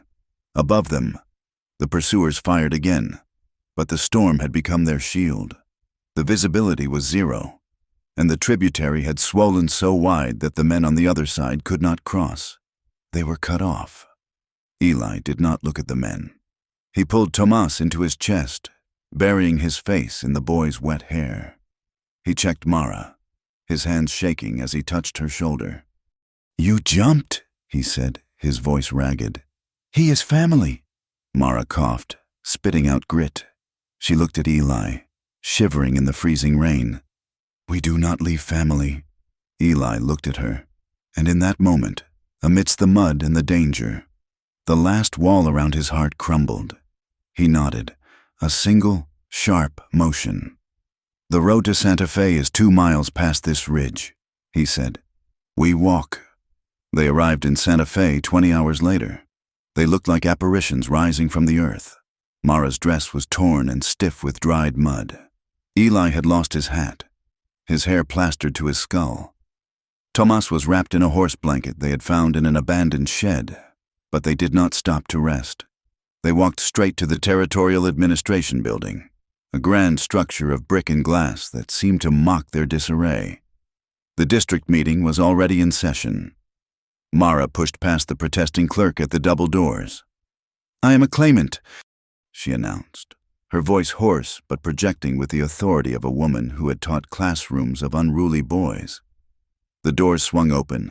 The room was warm, smelling of beeswax and stale cigar smoke. A dozen men sat around a long, polished table. At the head sat Commissioner Vance, a man with a white beard and a tired expression, and standing near the window, looking immaculate in a dry gray suit, was Clay Hargrove. He turned as they entered. For a split second, his mask of civility slipped, revealing a flash of genuine shock. He had expected them to be dead, or at least stranded in the desert. "Mr. Commissioner," Hargrove said smoothly, recovering instantly, "I see the local disturbances have washed up on your doorstep. I apologize for the interruption." "We are not an interruption," Mara said. Stepping into the room, she left muddy footprints on the expensive carpet. "We are the rightful owners of the water rights in Coyote Bend." Commissioner Vance adjusted his spectacles. "And you are Mara Whitlow, niece of Jeremiah Whitlow." Hargrove laughed. It was a dismissive, pitying sound. "Commissioner, this is the woman I told you about. A tragic case. Confused. She believes a piece of land abandoned years ago is her salvation. I have already filed the transfer deeds. The seal is on the table." He gestured to a stack of papers in front of the commissioner. "The papers are lies," Mara said. She reached into her coat. The lining was soaked, but the oilcloth packet she had wrapped the evidence in was secure. She walked to the table. She did not place the papers down gently. She slapped them onto the wood. "This," she said, pointing to her uncle's original deed, "is the original claim, dated 1885, and this—" She produced the affidavit she had taken from Mrs. Gable. "Is a sworn statement from a witness who saw Mr. Hargrove bribing the clerk in Coyote Bend to destroy the county records." Hargrove's smile tightened. "The ravings of a drunk innkeeper and a desperate spinster." "And this," Mara said. She pulled the heavy object from her pocket. It was the iron seal she had taken from the bandit's saddlebag. She slammed it onto the table. It made a heavy, dull thud that silenced the room. "This is the official seal of the Territorial Land Office," Mara said, her eyes locking on Commissioner Vance. "I found it in the possession of the men Mr. Hargrove hired to ambush us, men who carried forged deeds with wet ink, dated 6 months ago." She picked up one of Hargrove's papers from the table and the iron seal. She pressed the seal down next to the mark on the paper. "It is a match," she said. "The scratch on the rim? The imperfection in the eagle's wing. He is not just stealing my land, Commissioner. He is counterfeiting the authority of the United States government." The room went deadly quiet. Counterfeiting a government seal was a federal crime. It was treason against the territory. Hargrove's face lost its color, then flushed a deep, angry red. He realized the legal ground was crumbling beneath him. So he did what bullies always did. He attacked the person. "You are going to listen to her," Hargrove sneered, turning to the table of men. "Look at her. She is a hysterical, dried-up woman who came west because she couldn't keep a husband in the east. She is living in a shack with a savage, rolling in the dirt." He pointed a shaking finger at Mara. "She is too old to know what she is saying. She is chasing a fantasy because she has nothing else. She is pathetic." Mara stood still. The words hurt. They were designed to hurt, but they no longer controlled her. Before she could speak, Eli moved. He had been standing by the door, a silent guardian. Now, he walked into the center of the room. He was dirty, menacing, and utterly dignified. He did not look at Hargrove. He did not look at the commissioner. He walked to Mara. He took her hand, his fingers interlaced with hers, mud and all. He squeezed her hand, a physical anchor in the storm of accusations. He turned to the room. You look at her and see age, Eli said, his voice deep and resonant, filling the cavernous space. You see dirt. I see the woman who walked through fire to save my son. I see the woman who rode through a flood to bring you the truth. He looked at Hargrove, his eyes cold and hard as obsidian. You say she is too old to dream, Eli said. But she does not ask for permission to dream. Not from you, not from anyone. He looked back at Mara, and for the first time in front of strangers, he softened. And she does not dream alone. Commissioner Vance looked from the Iron Seal to Hargrove, then to the couple standing hand in hand. He picked up the heavy stamp. He ran his thumb over the scratched rim. He looked up at the sheriff of Santa Fe, who was standing in the corner. Sheriff, Vance said quietly, please take Mr. Hargrove into custody. I believe we have a case of fraud to investigate.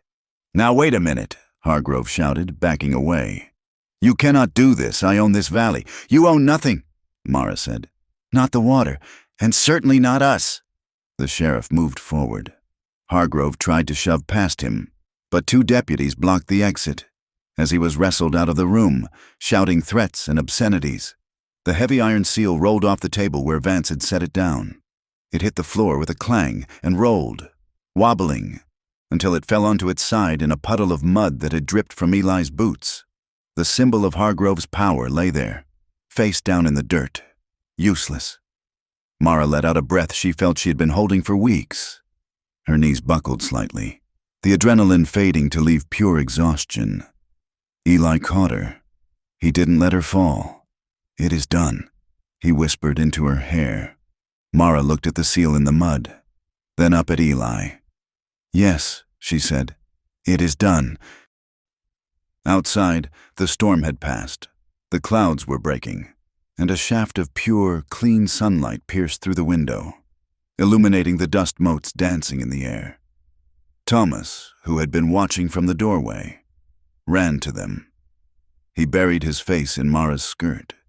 She placed her hand on his head, her fingers tangling in his dark hair. They stood there, three people who the world said did not belong together, standing firm in the center of the room, while the ink of the forged lies began to dry and fade. The return journey to Coyote Bend was not a victory parade. It was a slow, deliberate march under a sky that had been scrubbed clean by the storm.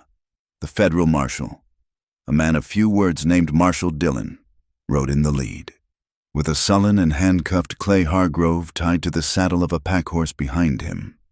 Mara, Eli, and Thomas followed in the wagon, which they had reclaimed from the livery stable in Santa Fe. News, however, traveled faster than horses. By the time the small procession reached the outskirts of Coyote Bend, the atmosphere in the town had shifted. It was no longer the dusty, hostile trap Mara had entered weeks ago. It was a place holding its breath.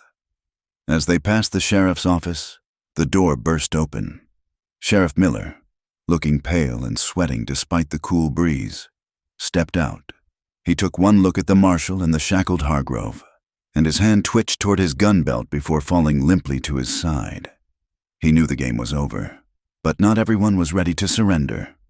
From the land office across the street, a plume of black smoke began to curl out of the open window. "The records!" Mara shouted, pointing. "They are burning the ledgers!" It was Hargrove's clerk, the oily man who had sneered at Mara's deed. He was trying to destroy the evidence of the widespread fraud that implicated half the town council. Eli did not wait for the marshal to issue an order. He vaulted from the wagon seat. He did not run with the reckless abandonment of a younger man, but with the terrifying efficiency of a warrior who had simply had enough. He reached the land office door just as the clerk tried to bolt it from the inside. Eli hit the wood with his shoulder. A solid thud that splintered the frame. The door flew open. Inside, the clerk was shoveling papers into the potbelly stove. The room was filling with smoke. Eli grabbed the man by the back of his collar and hauled him backward. The clerk flailed, throwing a punch that glanced harmlessly off Eli's jaw. Eli did not strike back. He simply pinned the man against the wall with one forearm, holding him there until the marshal stepped into the room. "That is enough," Eli said. his voice calm. Mara rushed in behind them, grabbing a pitcher of water from the desk and dousing the fire in the stove. Steam hissed up, smelling of wet ash and ink. She used the metal poker to fish out the half-burnt ledger. The edges were charred, but the center, the pages detailing the illegal transfers of water rights, was intact. She looked at Eli. He was standing amidst the smoke, his chest heaving slightly, but his eyes were clear. He released the clerk into the marshal's custody. They stepped out onto the boardwalk. A crowd had gathered. This time, they did not look at Eli with aggression. They looked at him with a mixture of fear and a dawning, uncomfortable realization. Hargrove, sitting on the horse in cuffs, tried one last time to rally them. "Are you going to let them do this?" he shouted, his voice cracking. "I brought commerce to this town. I gave you credit, these two. This stranger and this savage. They are ruining us." The silence that answered him was heavy. Then, the door of the boarding house opened. Mrs. Gable, the widow who had provided the affidavit, stepped out. She was wiping her hands on her apron. She walked past the crowd, past the sheriff, who was now being disarmed by the marshal's deputy, and stopped in front of the wagon. She looked at Hargrove. Then she turned to Mara. "The Commerce Bank in Denver sent a letter yesterday." "Mrs." Gable said, her voice loud enough for the street to hear. "They said my mortgage was sold to your consortium, Mr. Hargrove, and that I owed $300 in immediate fees." She paused, looking at the faces of her neighbors. "He was not saving us," she said. "He was fattening us up for the slaughter." A murmur went through the crowd. The blacksmith looked at his feet. The storekeeper, who had overcharged Eli for flour, cleared his throat and looked away. The Reverend, a tall, thin man who had previously been conspicuously silent, stepped forward. He took off his hat. "Miss Whitlow," the Reverend said. "Mr. Yazzie, it seems the town owes you an apology, and perhaps a debt of gratitude." It was not a complete vindication. Mara could see the lingering judgment in the eyes of Mrs. Higgins and the other society women. She was still the woman living in sin with a Navajo man. She was still the older woman who had forgotten her place, but the teeth had been pulled from the wolf. "We do not need gratitude," Eli said, his voice cutting through the murmurs. "We need our horses returned, and we need to go home." The homestead was a scar on the landscape. The blackened ruins of the barn smelled of wet charcoal and loss. The main house was untouched, but the emptiness where the livestock should have been was a stark reminder of how close they had come to losing everything. The next few days were a blur of labor. They did not speak much. There was too much to do. They had to clear the debris, repair the scorched fencing, and try to gather the scattered sheep that had fled to the mesa. It was hard, grinding work. Mara's hands, once accustomed to the delicate friction of silk and needle, became raw and blistered. Her back ached with a constant, dull throb, but she did not complain. She wore Eli's spare work shirt and a skirt she had hemmed up to her ankles, and she hauled charred timber alongside him. One afternoon, Mara was kneeling in the dirt, trying to salvage a crate of tools from the rubble. She felt a presence behind her. She turned. It was Tomas. The boy had changed since the flood. The terror that had lived in his eyes was gone, replaced by a watchful curiosity. He was holding something in his small, grubby hand. "Tomas," Mara said, wiping sweat from her forehead. "Be careful of the nails."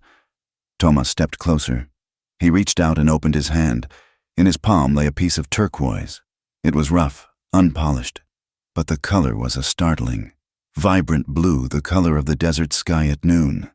It was a sky stone, sacred to his people. "I found it," Tomas said softly, "by the creek, where the water went down." "It is beautiful," Mara said. "It is for you." Tomas said. He thrust the stone toward her. "Because you did not let go." Mara felt a lump form in her throat, sharp and sudden. She took the stone. It was cool and heavy. It was worth more than the gold watch she had sold in Boston. It was an offering of trust. "Thank you, Tomas," she whispered. "I will keep it safe." Tomas nodded, satisfied. Then, with a sudden burst of energy, he ran off toward the house. "I will get the water bucket," he yelled.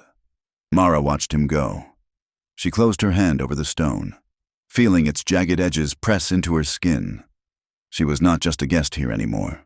She had been given a piece of the land. That evening, as the sun began to dip behind the purple silhouette of the mountains, Eli saddled the one mule they had left. "I will be back," he said to Mara. "There is something I must do." He rode out toward a small canyon to the east, a place sheltered by high walls of red sandstone. It was a place of deep silence. He tied the mule to a juniper tree and walked the rest of the way. He stopped before a small cairn of stones. There was no cross, just the pile of rocks and a few dried corn husks woven into shapes. Nita's grave. Eli took off his hat. The wind played with his hair, cooling the sweat on his neck. "Nita," he said. He spoke in Dine, the language of his heart. The rain came, the grass is drinking. He stood there for a long time, listening to the wind. He felt the old grief, the sand in his teeth, but it was less gritty now. It had smoothed out, like a river stone. "I brought her here," Eli said to the stones. "She is strong. She is like the willow. She bends, but she does not break. And she loves the boy." He looked up at the darkening sky. "I am not forgetting you," he promised. "I never will. But the house is too quiet. Nita, and my heart, it has started to beat again. I think you would like her. She knows how to fight for what is right." He picked up a small, smooth stone from the ground and placed it on the cairn. It was a gesture of remembrance, but also of closure. "Walk in beauty," he whispered. He turned and walked back to the mule. He did not look back. Night fell, heavy and star-filled. Mara sat on the porch of the main house. She was exhausted, her body screaming for rest, but her mind was racing. The adrenaline of the chase in the courtroom had faded, leaving behind a hollow space where her insecurities began to echo. She looked at her hands in the moonlight. They were rough, stained with soot and earth. She touched her face, feeling the dry skin, the lines that seemed deeper in the harsh western light. She had won the fight for the land, but what now? She was a 38-year-old white woman living on a Navajo homestead. The town tolerated her because she had been useful, but they did not accept her. And Eli was a man in his prime. He was handsome, strong, rooted. Did he really want a woman who was past her season, as everyone kept reminding her, or was this just a temporary alliance born of necessity and adrenaline? She heard his boots on the porch steps. Eli sat down beside her. He did not speak immediately. He took a pouch of tobacco and began to roll a cigarette with practiced, fluid movements. "The fence is done," he said. "Good," Mara said. Her voice sounded thin to her own ears. Eli lit the cigarette, the flare of the match illuminating his sharp cheekbones. He took a drag and exhaled, the smoke drifting away on the breeze. "You are quiet," he said. "Usually, you are telling me about the price of wool or the grammar of my letters." Mara looked down at her lap. "I was thinking about Mrs. Higgins, the dressmaker." "The woman with the hair like a poisoned berry?" Eli asked. Mara let out a short, dry laugh. "Yes, she said I was delusional, that I was trying to live a life that didn't belong to me anymore." "She is a fool," Eli said. "Is she?" Mara turned to him. "Eli, look at me. I am not young. I cannot give you. I do not know what I can give you, other than trouble and letters." Eli stubbed out the cigarette on the sole of his boot. He turned on the bench, shifting his body so he faced her fully. "You think I need a young girl?" he asked. "Someone who giggles and faints when the wind blows." "I think you deserve a future," Mara said. "And I feel like I am just picking up the pieces of a past." Eli reached out. He did not grab her. He simply placed his hand on the back of her neck, his thumb resting against her pulse. His hand was warm, heavy, grounding. "Mara," he said, "look at the land." He gestured with his free hand to the dark expanse before them. "This land is old," he said. The rocks are old, the sky is old, but every morning the sun is new, every spring the flowers bloom from the dry cactus. He leaned in, pressing his forehead against hers. It was an intimate gesture, sharing breath, sharing space. "We are not defined by how many winters we have seen," he whispered. "We are defined by what we do when the storm comes. You stood, you stayed. That is the only future I want." He did not offer her empty platitudes about her beauty. He offered her something better. He offered her witness. He saw her value not as an ornament, but as a pillar. Mara closed her eyes, letting the tension drain out of her shoulders. She breathed in the scent of his smoke, sage, and skin. She felt safe, not the safety of a locked room, but the safety of being anchored. "I am scared," she admitted softly. "Good," Eli said. "Fear keeps us awake, but you do not have to be scared alone." He kissed her then. It was gentle, a sealing of the promise he had made at the grave. It was a kiss that tasted of tomorrow. The weeks that followed brought a change in rhythm. The frantic pace of survival slowed into the steady heartbeat of daily life. They finished the barn. It was smaller than the first one, built of rough-hewn logs and sheer stubbornness. But it was solid. They bought a new horse, a sturdy bay mare, with the money Mara had saved from the wool sale. Thomas began to laugh. It was a rusty sound at first, startling him as much as them. But soon it became common. He showed Mara where the lizards hid. She taught him how to stitch a straight line. They were weaving a life together, thread by thread. One morning, the Reverend rode out to the homestead. He looked out of place in his black coat against the red dust. He accepted a cup of coffee from Mara and sat on the newly repaired porch. "I bring news from Santa Fe," the Reverend said. "Hargrove has been indicted. The trial is set for next month. You will both be called to testify." "We will be there," Mara said. "There is another matter." The Reverend hesitated. He looked at Eli, then at Mara. "The legal status of the water rights. Commissioner Vance is concerned. You have the Whitlow deed. Miss Whitlow and Eli has the tribal allotment rights, but technically, the source crosses the boundary line. If Hargrove's lawyers want to be difficult, they could argue that two separate owners create a conflict of interest. They could try to split the claim." Mara frowned. "But we are not in conflict. We are together. In the eyes of the law," the Reverend said gently. "You are two strangers sharing a resource, and the law likes clear lines." He set his cup down. "To protect the water permanently, the claims should be unified, under a single legal entity." Eli leaned against the porch railing. "What are you saying, Reverend?" "I'm saying," the Reverend coughed, adjusting his collar, "that a partnership agreement would be wise, or, given the nature of your cohabitation, a marriage certificate would make the claim unassailable. It would merge the deeds into a single family holding. The territory cannot touch family land." Silence stretched across the porch. Mara looked at Eli. The idea hung in the air, pragmatic and heavy, a marriage of convenience to save the land. It was a common enough story in the West, but as she looked at him, she knew it wasn't just about the land anymore. Eli looked at the Reverend. "You want us to sign a paper to keep the water?" "It is the surest way," the Reverend said. Eli turned to Mara. His face was unreadable, but his eyes held a spark of that dry, quiet humor she had come to love. "Well, Miss Whitlow," he said, "we have faced bandits, floods, and fire. Are you brave enough to face a piece of paper?" Mara smiled. It was a smile that reached her eyes, crinkling the corners, unapologetic about the lines there. "I suppose," she said, "that if we are going to be partners, we should make sure the ink is dry." The hook was set. It was not a proposal of moonlight and roses. It was a proposal of earth and water. It was a decision to take the fragile thing they had built and pour iron around the foundation. "Come back on Sunday, Reverend," Eli said. "Bring your book, and bring a pen that does not leak."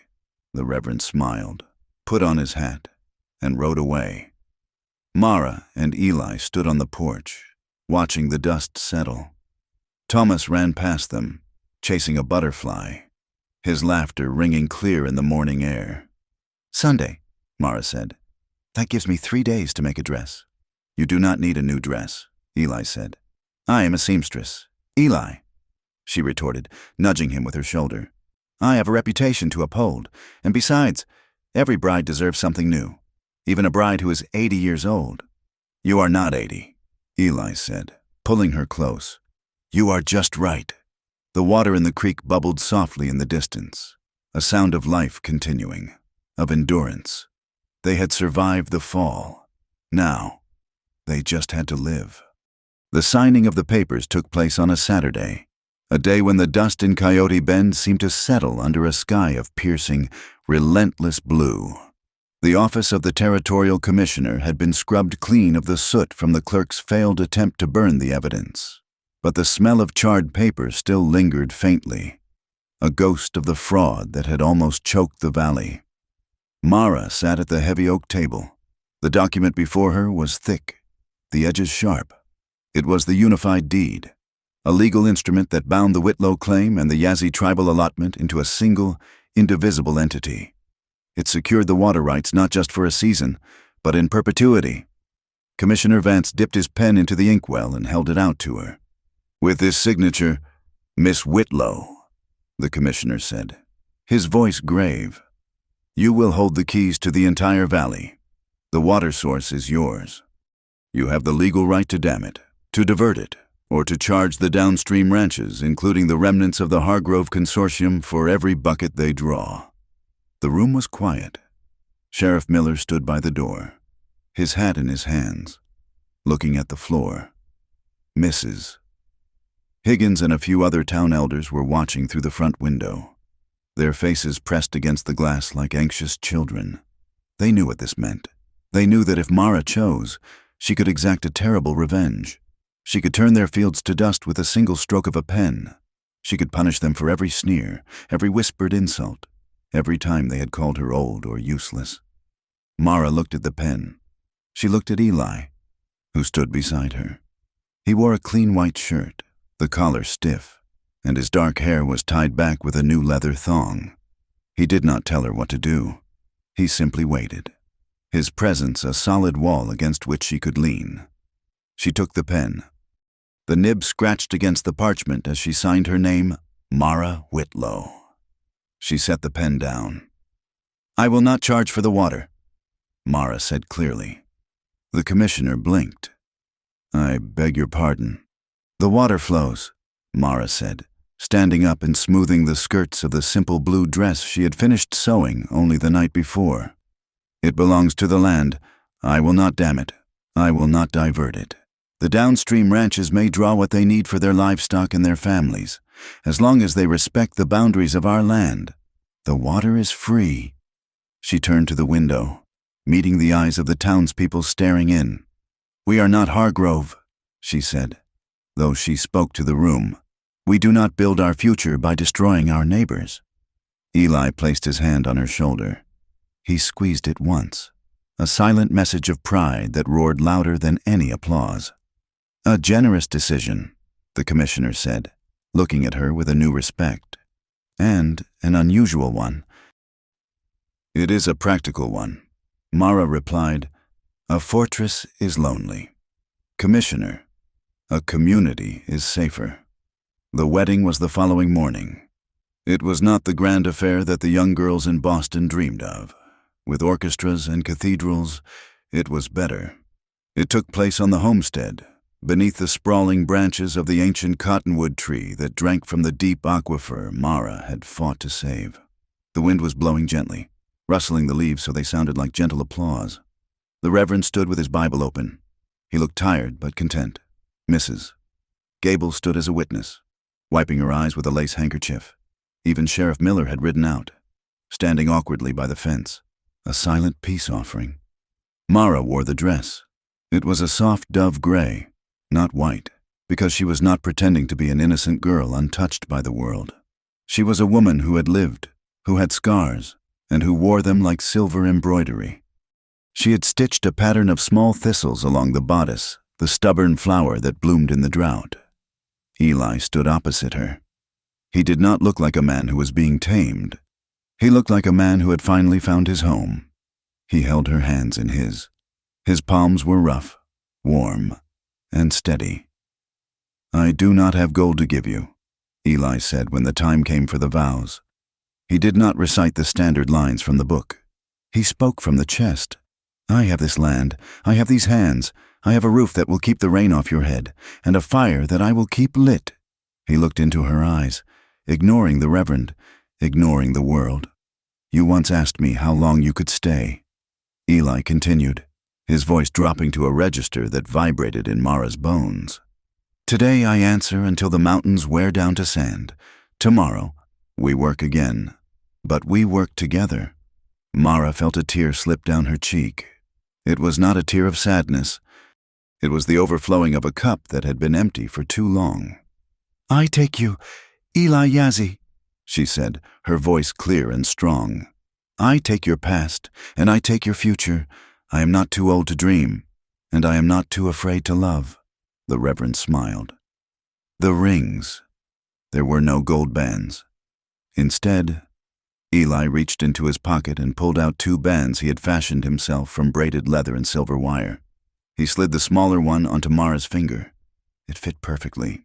"Then, by the power vested in me," the Reverend said, "and under the sight of God and this open sky, I pronounce you man and wife." He nodded to Eli. "You may kiss the bride." Eli did not hesitate, but before he leaned in, he looked down. Thomas was standing between them, holding onto Eli's coat with one hand and Mara's skirt with the other. The boy looked up, his dark eyes solemn and wide. Eli reached down and scooped the boy up into his arms. Then he pulled Mara in. The 3 of them stood in a tight circle, a knot that could not be untied. Eli kissed Mara, a long, deep press of lips that tasted of coffee and promise, while Thomas wrapped his small arms around both their necks. It was not just a marriage of 2 people. It was the forging of a family. The weeks that followed were the happily ever after, but they were the real kind. They were the happiness of shared labor and quiet evenings. One evening, a month after the wedding, the sun was setting in a blaze of orange and violet. The air was cooling rapidly, the desert exhaling the heat of the day. Inside the main house, the fire in the hearth was crackling. The smell of baking cornbread filled the room, a sweet, earthy scent that meant safety. Mara stood in front of the small mirror near the wash basin. She had just washed her hair, and the silver-streaked strands were damp and heavy. She was trying to braid it for the night, her fingers moving deftly through the thick locks. She wore only her white cotton shift.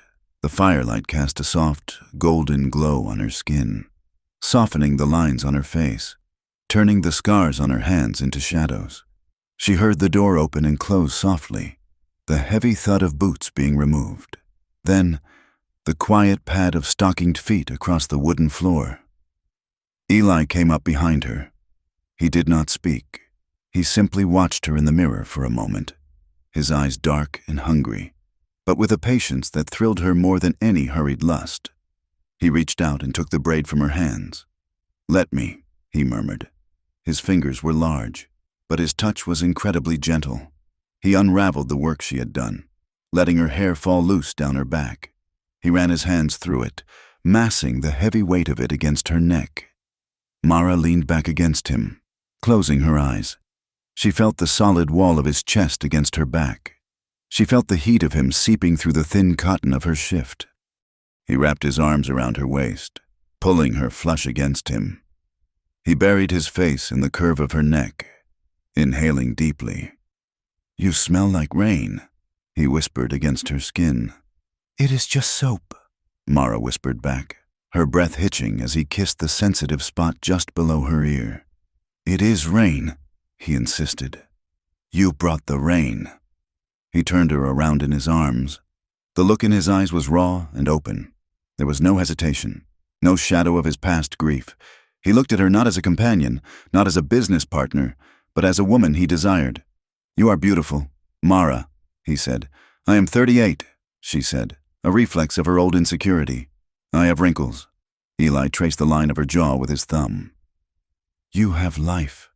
The desert does not apologize for its canyons. Do not apologize for your history." He kissed her then, and the kiss was different from the one at the wedding. It was deeper, slower. It was the kiss of a man claiming his wife. He lifted her effortlessly, carrying her toward the bed in the corner of the room. The firelight danced on the walls. Outside, the wind howled, but inside, there was only the warmth of skin on skin, the murmur of soft words, and the profound, healing intimacy of being held by someone who knew exactly who you were and wanted you anyway. The town of Coyote Bend did not transform overnight. There were no parades in Mara's honor. Mrs. Higgins still sniffed disdainfully when Mara walked into the general store, and there were still men who spat on the ground when Eli rode past. But the line had moved. When Mara went to the post office to mail her letters, the clerk no longer smirked. He weighed her parcels efficiently and addressed her as Mrs. Yazzie. When Eli brought his wool to the depot, the new buyer, a man from Flagstaff, offered him a fair price without needing to be threatened, because he knew that Eli Yazzie was not a man who stood alone. One afternoon, Mara was sweeping the porch when a wagon stopped at the gate. It was the blacksmith. He looked uncomfortable, twisting his hat in his hands. Mrs. Yazzie, he grunted. Mr. Tanner, Mara acknowledged, leaning on her broom. My boy, Jimmy, the blacksmith started, looking at his boots. He's been struggling with his numbers at school. Teacher says he might not pass. Mara waited. She remembered Jimmy. He was one of the boys who had pushed Tomas. I heard folks say you used to be a teacher back east. The blacksmith continued, his face turning a deep shade of beet red. I was wondering, if you might have the time to tutor him, I can pay in ironwork. Or cash. Mara looked at the man. She saw the desperation of a parent, a feeling she now understood intimately. She looked at Tomas, who was playing near the barn with the bay mare. Tomas looked up, saw the blacksmith, and stiffened. Mara made a decision. I can tutor him, Mara said. On Tuesdays and Thursdays, but the lessons will happen here, at my table. The blacksmith swallowed hard. He knew what that meant. His son would have to sit in the house of a Navajo. He would have to be respectful to Tomas. He will be there, the blacksmith said. Thank you, ma'am. As the wagon rolled away, Mara felt a strange lightness in her chest. It was the feeling of a heavy stone finally being set down. She realized, for the first time, that she had stopped waiting for the other shoe to drop. She had stopped waiting to be exposed as a fraud or a failure. She walked to the edge of the porch and looked out at the valley. The green strip of land along the creek was vibrant, a ribbon of life cutting through the beige dust. Age is not a cage, she thought. It is just the vessel that carries the soul. She had thought her life was over at 38. She had thought the story was written, but she had been wrong. The ink was still wet. The page was still turning. Dreams did not need birth certificates. They only needed water.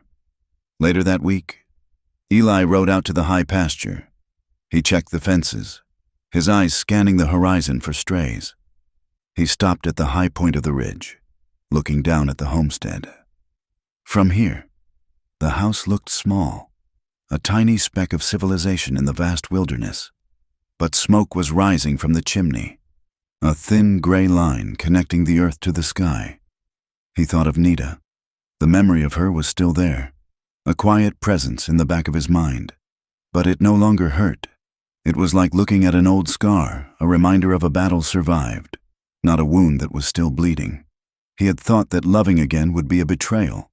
He had thought that his heart had only enough room for one name.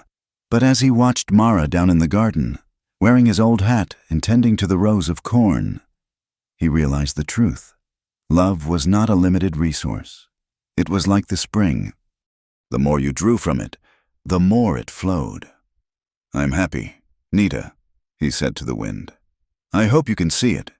He turned his horse back toward the house. He did not ride with the heavy slump of a grieving man anymore. He rode tall.